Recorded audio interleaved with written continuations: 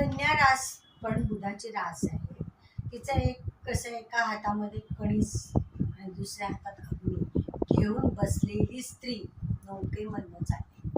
बघा, एक तर पाणी नौका आणि अग्नी म्हणजे दोन प्रकार झाले. म्हणजे ही द्विस्वभाव रास आहे. कन्या राशीचं वैशिष्ट्य हेच आहे की ती दिसायला अतिशय छान असतात या व्यक्ती. त्यांचं बोलण्याला अतिशय गोड असतात.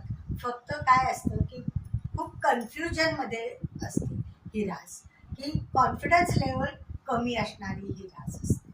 अशी ही रास आहे. आणि छान बोलकी असते. बौद्धिक कपॅसिटी खूप छान असते. प्रश्न खूप विचारणारी असते. शंकेखोर असते. म्हणजे कॉन्फिडन्स लेवलच कमी असते या लोकांची.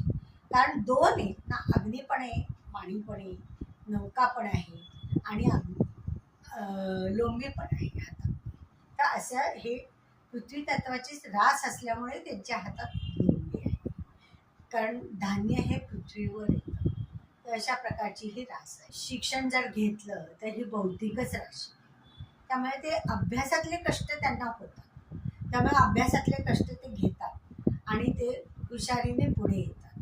कन्या राशीची लोक बहुतेक हुशारच असतात, शंकेखोर असतात. म्हणजेच कुठलीही गोष्ट मुळात जाईपर्यंत ते चिकित्सापूर्वक ते करत असतात. बघा, की जर एखादी गोष्ट त्यांना घ्यायची असेल तर 2-3 ठिकाणी पाहिल्याशिवाय त्यातलं चांगलं वाईट, किंमत देणं घेणं हे बघितल्याशिवाय ते कधी खरेदी करणार नाही.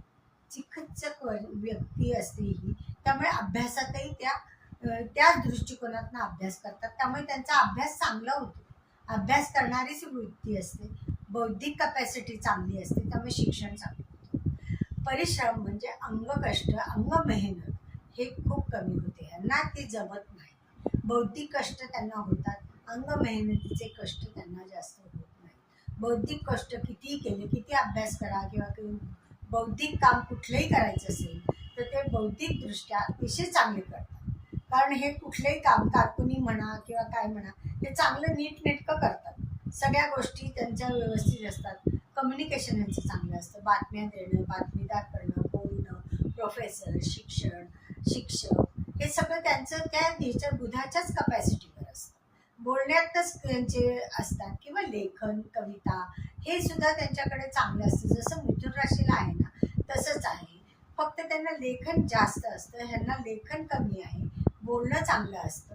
सगळ्या गोष्टी चांगल्या असतात. की काम करण्याची कपॅसिटी फक्त शारीरिक नसते, बौद्धिक कपॅसिटी खूप असते. कन्या रास पण बुधाची रास आहे.